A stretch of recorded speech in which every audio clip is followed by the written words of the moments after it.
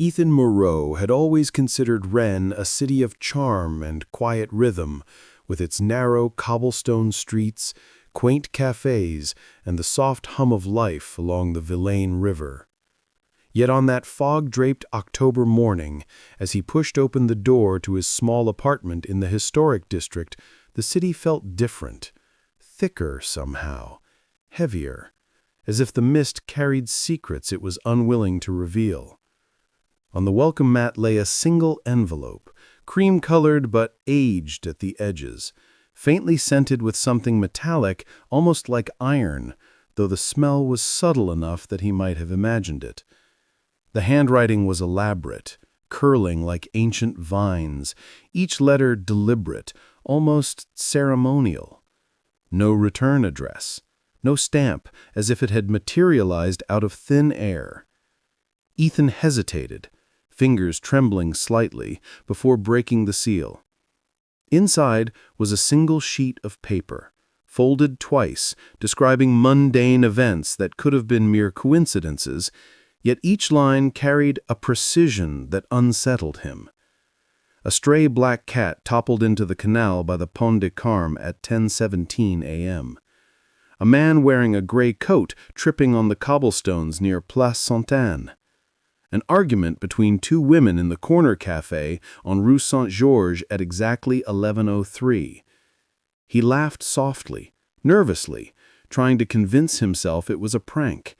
Rennes was a city of artists and students, of curious tourists and practical jokers. Surely this was the work of someone with too much free time and a flair for theatrics. Still, he could not shake a tightening sensation in his chest as he walked to the kitchen to make coffee, the letter now lying on the counter, staring at him like a silent witness. He rehearsed the absurdity of it in his mind, speaking aloud. A cat in the canal? Really, Ethan, that's all? Yet a tiny part of him, the part that had always been drawn to mysteries, to puzzles, was intrigued. He left the apartment, deciding to take a brief walk along the foggy streets, partly to clear his head and partly to test the letter's predictions. By the time he reached Pont de Carme, the morning fog had thickened, curling around the old stone bridges and the iron railings. He paused, heart hammering, eyes scanning the murky water. And then he saw it. A small, black cat, pawing desperately at the edge of the canal, struggling to pull itself up. Ethan froze, every muscle taut, disbelief warring with fear. The letter had been right. Every meticulous detail, timing, location, even the direction the cat moved, matched precisely. He exhaled slowly, gripping the railing as the animal finally scrambled to safety. Passerbys paid no attention, laughing at the puddles or the weather, entirely unaware of the small, surreal drama that had just unfolded. Shaken, Ethan continued down the street, toward Place Sainte-Anne. He noticed a man tripping clumsily over the cobblestones, arms flailing as if gravity had suddenly conspired against him. His stomach twisted. Another prediction fulfilled. He forced himself to laugh quietly, muttering, "Coincidence. Maybe it's just coincidence." But the nagging dread lingered, an itch he could not scratch. He returned to his apartment, hoping that by staying inside the strangeness would dissolve like morning mist. Hours passed, and the shadows lengthened across the worn wooden floors of his flat. Evening settled over Rennes like a thick blanket, the lamplights flickering, illuminating the cracks in the city's facade. Just as Ethan began to pour himself a glass of wine, a faint knock echoed from the door. A second envelope had appeared. This time the seal was streaked with a thin line of red, subtle but undeniable, resembling dried blood. His hands shook as he tore it open. Inside, the paper bore a new message, written in the same ornate hand, but this one concerned him directly. "You will choose tonight whether to answer or remain silent. The consequence will be yours alone. The shadows have been watching, and they grow restless."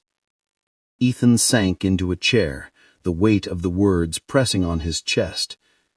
The air in the apartment seemed colder, heavier, charged with an energy he could not identify nor dispel. He glanced toward the fogged window, beyond which Rennes lay quiet, unknowing. The city he had always loved now felt like a stage, a maze of invisible eyes and whispered intentions. He tried to reason, tried to convince himself it was someone testing him, playing a cruel game. Yet the detail, the timing, the unerring accuracy of the first letter gnawed at him. And now, this second letter, it was personal, directed at him, and impossibly intimate. As night deepened, Ethan's mind raced. He replayed the events in his apartment, analyzing every movement, every sound. The street below was silent, save for the occasional distant footsteps echoing off the stone walls. The cat, safe hours ago, now vanished as if it had never existed. His apartment felt like a cage, the shadows long and sharp, twisting around the corners of the room. He thought of the letter, of its cryptic warning, and a creeping fear settled in. What had he stepped into? By midnight, sleep was impossible. He lit a small lamp, the warm glow doing little to pierce the oppressive gloom. He opened his laptop, considered calling someone, anyone, but paused. Who would believe him? What could he say without sounding insane? The letters were real, yet no logical explanation existed. He sipped water, the paper trembling slightly in his hand as if alive, whispering secrets only he could hear. The words seemed to shift when he wasn't looking directly, the ornate handwriting curling into unfamiliar symbols and shapes just for a heartbeat before returning to normal. Hours crawled by, and Ethan's gaze wandered over the walls, over the familiar paintings and photographs that once brought comfort, now distorted by shadows and uncertainty. He thought of the streets outside, the cat, the tripping man, the arguing women, how each small, inconsequential moment had been orchestrated, recorded, predicted. And then it struck him that if these letters knew so much, what else could they predict? What price awaited him for ignoring them? Before dawn, he received a third envelope slowly beneath his door. Thinner, fragile, almost translucent. No words yet, just a single symbol, a jagged spiral, ink black as the deepest corner of the night. Ethan stared at it, heartbeat drumming in his ears, the city outside beginning to stir with the first hints of light.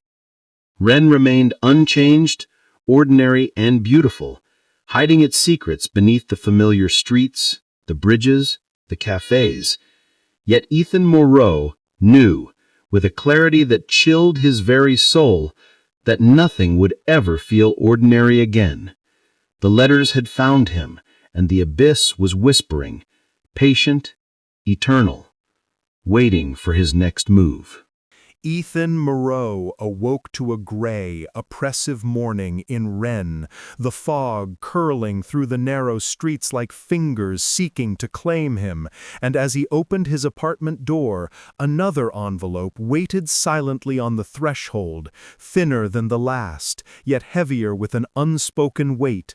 And inside, the paper carried a message that made his pulse spike, describing with uncanny detail his movements the previous night, the precise angle at which he had tilted his lamp, the faint tremor in his hand as he had traced the spiral symbol from the translucent envelope, and it warned him of choices he would soon face, decisions that would ripple outward in ways he could not yet comprehend, while outside the city remained indifferent, people moving through the mist, unaware of the invisible web tightening around him, the cafes opening with their clatter of cups and murmured conversations, and Ethan felt a creeping certainty that the letters were not merely predicting events but orchestrating them, bending reality toward a design he could not see, and as he sat at his desk, staring at the unfolding words, he realized that every decision, every glance glance,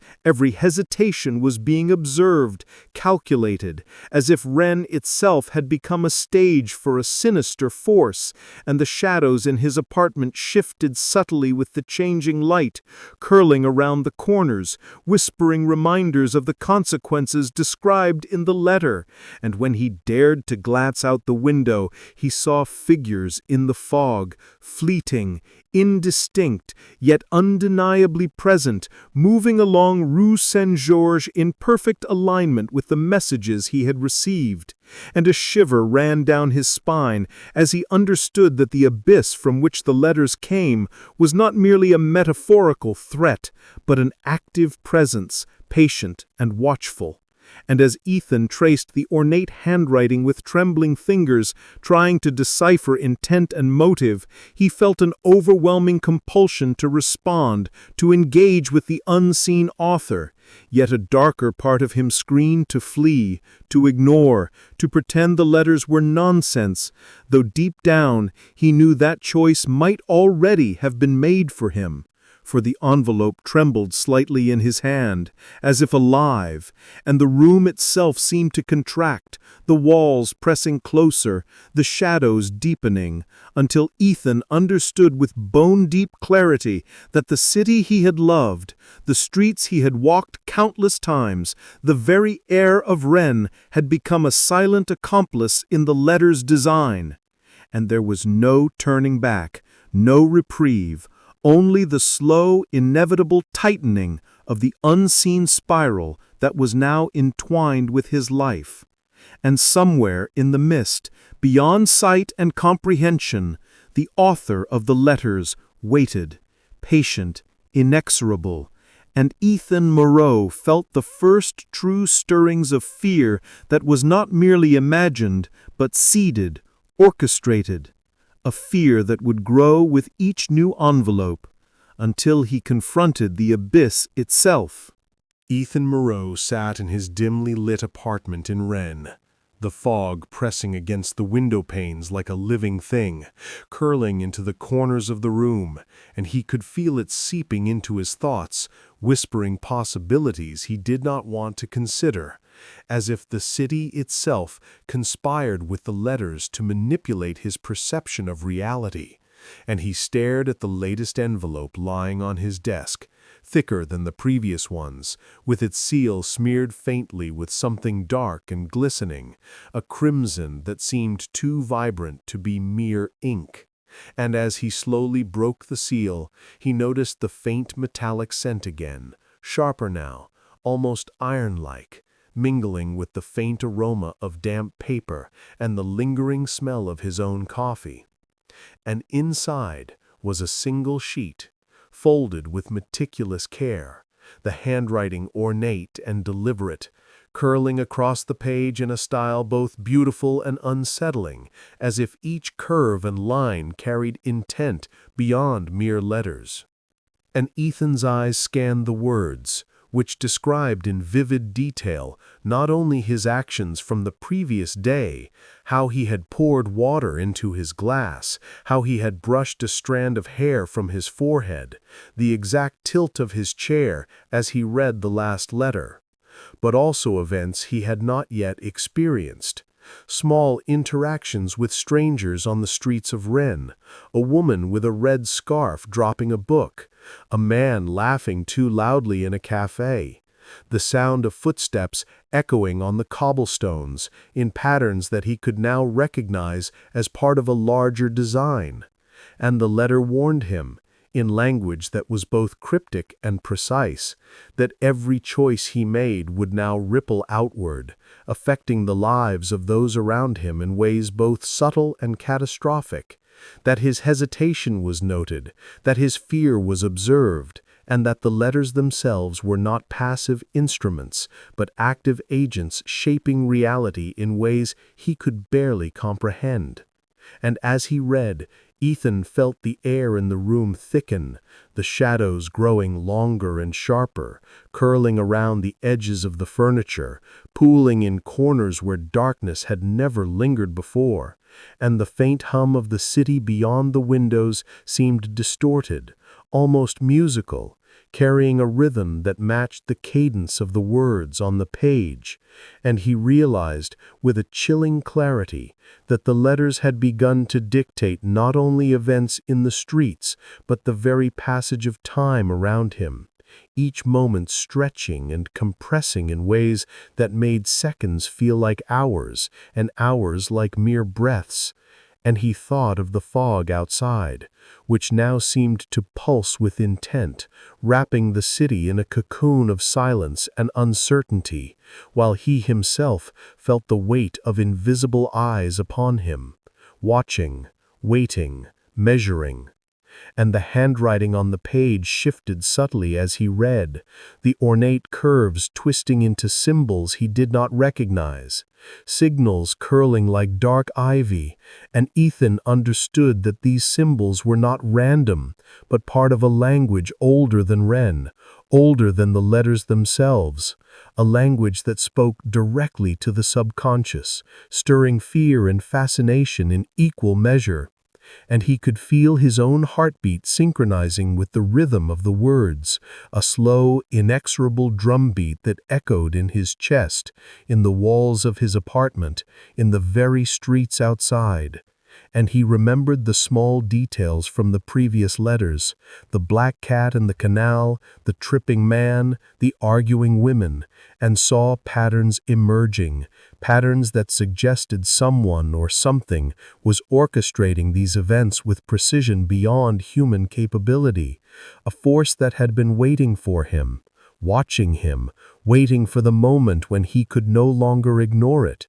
And Ethan's mind raced, trying to anticipate the next step, trying to calculate probabilities, but each calculation seemed futile, as if the letters themselves had accounted for every conceivable choice, every hesitation, every blink of the eye, and he felt a creeping sense of inevitability, the terrifying knowledge that he was a piece on a board he could not see, and that the author, or entity behind the letters, was several moves ahead, anticipating his reactions, shaping not only his actions but his perceptions, twisting reality so subtly that he could not distinguish between what was orchestrated and what was natural.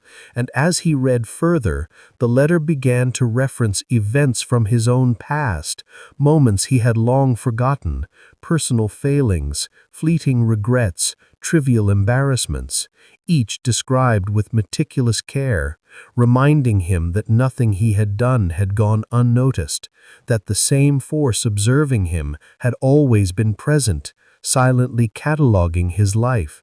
And a chill ran down his spine as he realized the letters were not merely a present threat, but had roots extending deep into his past, intertwining with his memory, reshaping his perception of who he had been. And the words became more insistent, urging him to act, to choose, to respond, yet offering no guidance, only warnings of consequences he could not yet comprehend. And outside the window, the city seemed to mirror the unease in his chest, fog shifting to obscure familiar landmarks, street lamps flickering as if indecisive, shadows stretching unnaturally across the cobblestones. And for the first time, Ethan felt genuinely, irreversibly alone, as though Rennes, once a city of comfort, had transformed into a labyrinth designed to ensnare him. The fog a living entity, the streets conduits for the unseen architect of his torment, and he wondered whether the letters were sent by a human hand at all, or by some consciousness embedded in the city itself, a presence older than memory, capable of manipulating time, perception, and the flow of life.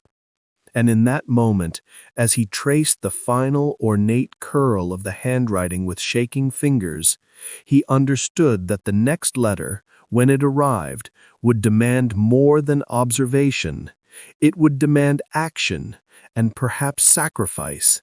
And Ethan Moreau sat frozen, staring at the envelope, the candlelight flickering across the spiral sigils on the wall that he now could swear were not painted, but moving, crawling, responding, alive.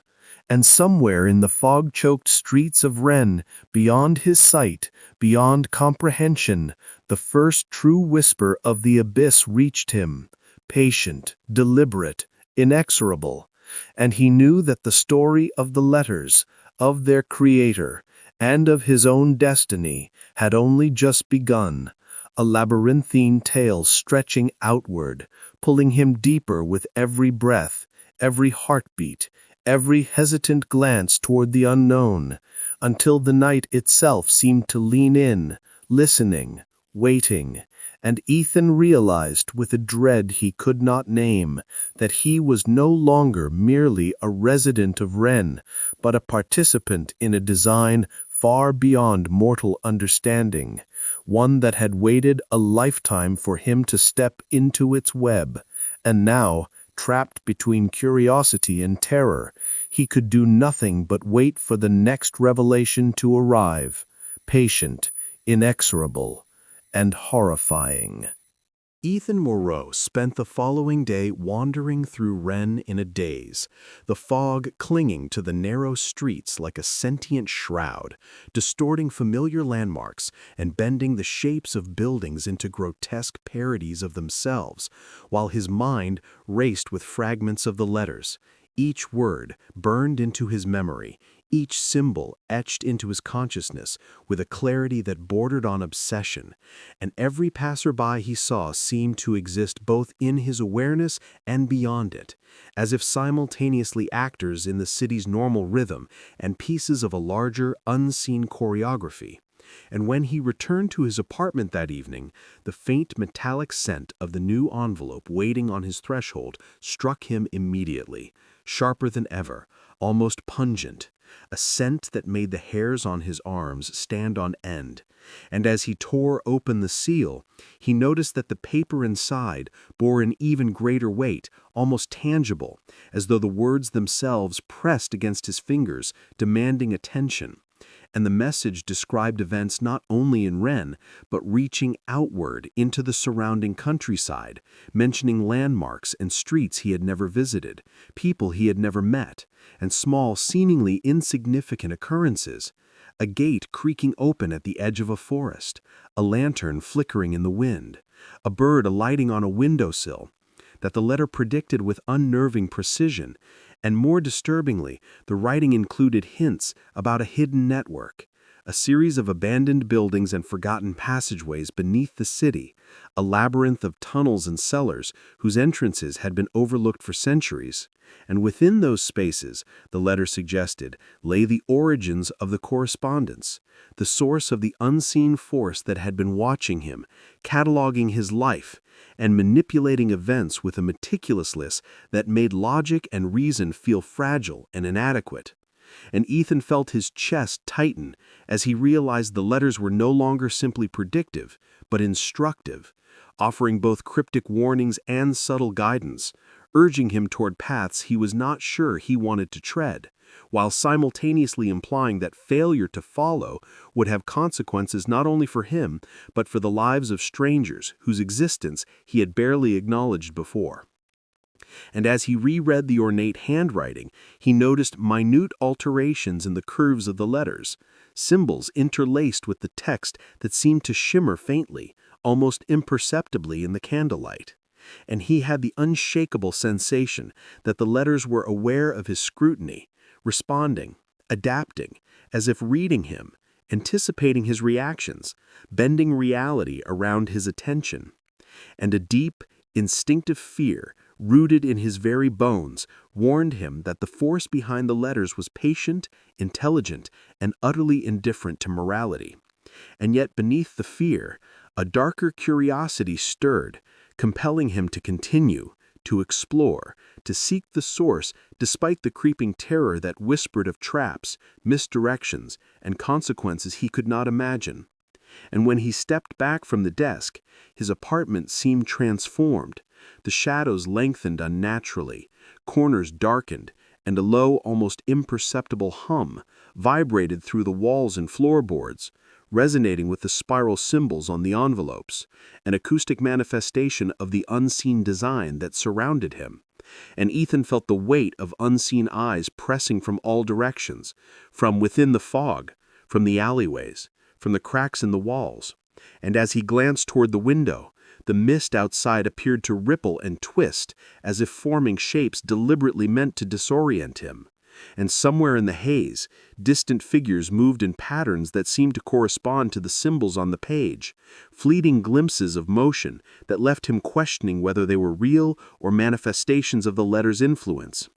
And in that oppressive, heavy atmosphere, Ethan understood that he was no longer merely reading letters, but being actively drawn into a larger mechanism, a hidden network of influence stretching across Rennes, linking him to past, present, and perhaps future events, all orchestrated with precision, patience, and an unfathomable purpose. And the realization made him shiver with a mixture of dread and reluctant fascination, as the city itself, once familiar and comforting, had become a maze of observation and manipulation. Each street, each shadow, each distant sound, a note in the symphony of control written by the unknown author, whose existence remained tantalizingly close and yet frustratingly beyond comprehension. And as Ethan sat in the dim light, candle flickering against the fogged windows, he felt an inexorable pull toward action, toward the exploration of the hidden passages suggested by the letter, toward uncovering the identity and nature of the force that had been orchestrating his life, while simultaneously sensing that every step, every decision, every breath was already anticipated, and that the abyss behind the letters watched with patience, intelligence, and indifference, waiting for him to engage fully, to enter the labyrinth that stretched beneath Rennes and into the fabric of reality itself.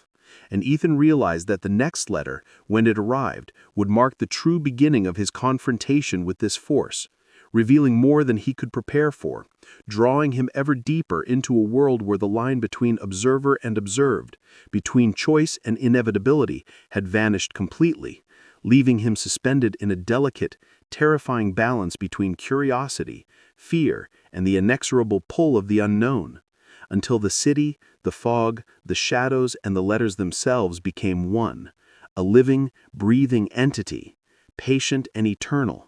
And Ethan Moreau knew with clarity that he could not turn back, could not ignore the invitations, could not retreat to the ignorance of his former life, for the abyss had chosen him, and he had already stepped onto the path from which there was no return. Ethan Moreau, though exhausted and trembling from the oppressive weight of the letter's revelations, could not bring himself to leave Rennes or ignore the growing pull toward the unknown. For each fog-drenched street, each flickering lamppost, each whisper of wind carried an urgency he could no longer deny. And as he moved through the labyrinthian alleys toward the old quarter, the city seemed to respond to his presence, shadows stretching and bending unnaturally, the cobblestones beneath his feet vibrating faintly, resonating with the spiral sigils that had begun to imprint themselves into his mind. And when he arrived at the narrow passage suggested cryptically in the last letter, a forgotten tunnel beneath a centuries-old bakery whose entrance had been sealed with rotting wood and rusted iron hinges, he found, to his shock, that the door was slightly ajar, as though anticipating his arrival, and the air inside smelled of damp earth, mildew, and something faintly metallic, the same scent that clung to each envelope. And as he stepped forward, candle in hand, the flickering light revealed walls etched with strange, spiraling symbols, some faintly glowing, others carved deep into the stone, forming patterns that seemed to shift when he wasn't looking directly. And Ethan's heart pounded, for the tunnel itself seemed alive, breathing, observing, and he realized that the letters had been leading him here all along, guiding him step by step into the very heart of the network they had alluded to. And as he ventured further, the letters' predictions began to merge with reality, events described before he had even left his apartment unfolding before him within the confined space of the tunnel. the sound of dripping water, the echo of footsteps that were not his own, the sudden skitter of rats fleeing from unseen corners, all precisely as foretold. And the realization hit him like a physical blow. The force behind the letters was not merely aware of his movements, but manipulating them, shaping the environment to match its messages, orchestrating every sound, every shadow, every scent to guide him along a path of its choosing. And deeper in the tunnel he found more envelopes, stacked neatly on a stone ledge, each bearing the same ornate handwriting and spiral sigils, yet the contents had shifted in tone, becoming increasingly personal, increasingly invasive, recounting intimate thoughts he had never shared, dreams he had long buried, fears he had tried to suppress. And Ethan understood with a shiver that the letters were connected not only to his actions, but to his very consciousness.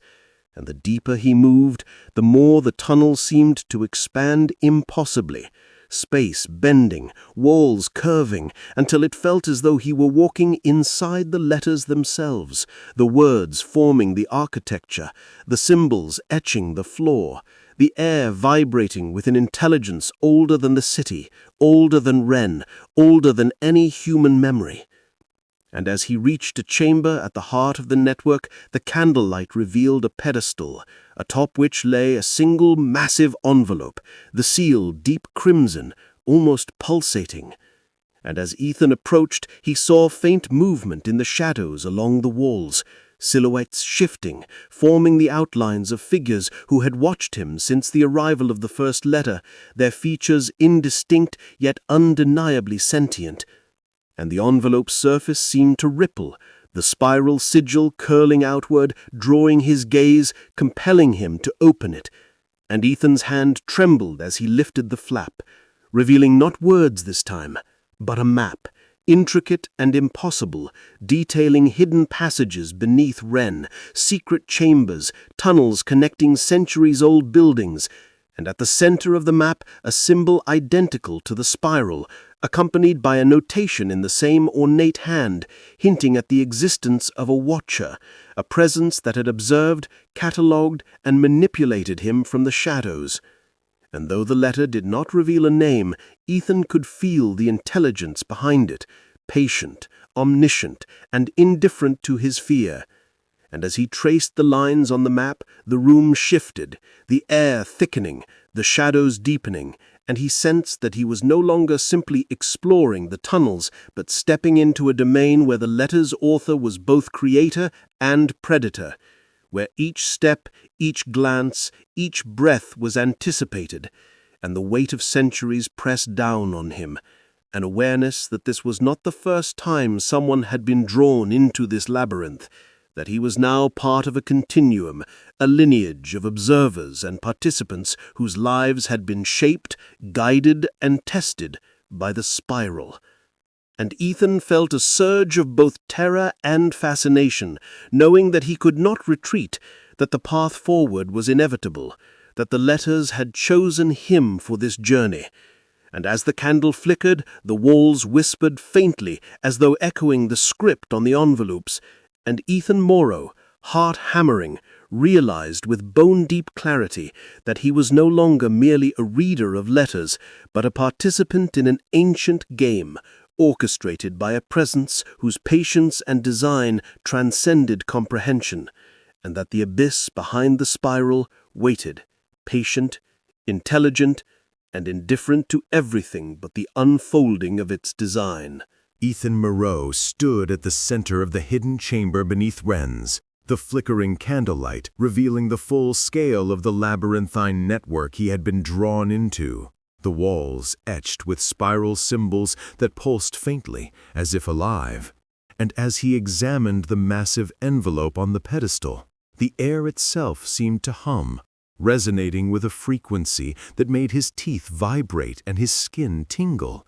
And inside the envelope lay not only a map, but a series of letters, older and more elaborate than any he had previously received, describing events from decades, even centuries past, linking the lives of countless individuals who had unknowingly been participants in the same design, the writing meticulous, ornate, curling into intricate patterns that seemed to convey not only meaning but intent.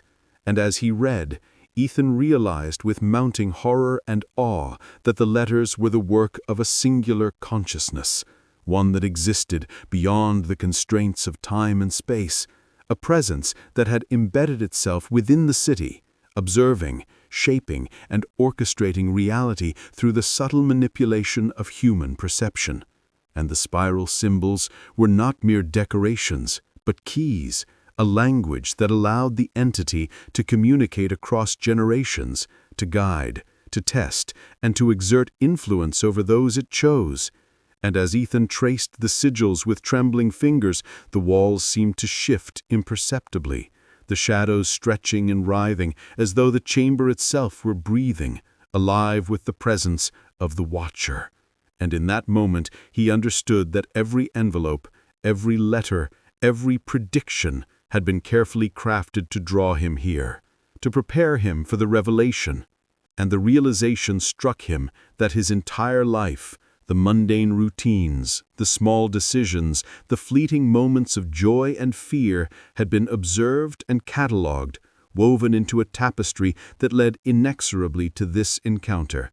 And the hum in the air grew louder, harmonizing with the rhythm of his heartbeat, a synchronization that made him aware that the Watcher was not merely external, but intertwined with his consciousness, a subtle merging that allowed it to anticipate thoughts, emotions, and reactions.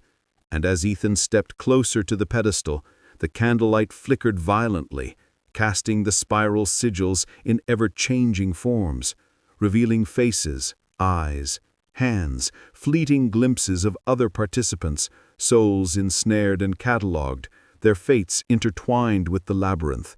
And he felt the oppressive weight of eternity pressing down, the knowledge that the Watcher's patience was infinite, its intelligence beyond comprehension, and that he was but one link in a chain extending backward and forward through time. And then the letters themselves seemed to speak, the words rearranging, symbols curling into shapes that whispered directly into his mind, conveying not text, but meaning, urging him to act, to understand, to engage with the labyrinth fully. And as he obeyed, tracing a hidden path revealed by the sigils on the map, the chamber seemed to dissolve around him, walls folding, floors stretching, corridors spiraling endlessly, until he felt as though he were moving not through space, but through layers of reality itself, each step revealing visions of Rennes as it existed in other times, other possibilities. And Ethan realized that the letters were not merely instruments of observation, but of creation, that the Watcher had shaped reality itself through the careful guidance of those it touched, and that his own choices now had power, influence, and consequence beyond anything he had ever imagined. And in the midst of this revelation, the envelope on the pedestal opened slightly on its own, revealing a final message, a single line written in the most ornate, deliberate handwriting he had ever seen. "You have arrived. The abyss is not a place, but a mirror, and the letters are the reflection of your courage, your fear, your curiosity. Choose or be consumed." Ethan's chest tightened, every instinct screaming both to flee and to move forward. And as he stared into the spiral symbols, he understood that the choice was not simple, that the abyss demanded engagement, a confrontation with the unknown, with the Watcher, with the part of himself that had been molded and observed all these years. And as the candlelight danced across the walls, the spiral sigils seemed to reach outward, wrapping around him, connecting mind, body, and spirit to the labyrinth. And Ethan felt a surge of understanding, a terrifying clarity, that the letters, the Watcher, the tunnels, the city itself, and his own consciousness were now one, intertwined in a design beyond human comprehension. And with a deep, shivering breath, he stepped forward, fully into the spiral, into the letters, into the abyss, knowing that whatever awaited him would change not only his life, but his perception of reality forever. and that the watcher, patient, eternal, and indifferent, had already begun to write the next chapter, one that he would live, one that he would remember, and one that would remain a secret hidden in the fog, the shadows, and the winding streets of Rennes for all time, as the spiral pulsed around him, and Ethan Moreau became both observer and participant, the letter's final reflection, the abyss complete, and the city, silent and indifferent above, continued to breathe, carrying its secrets, its labyrinth, and its endless watchers into the fog-drenched dawn.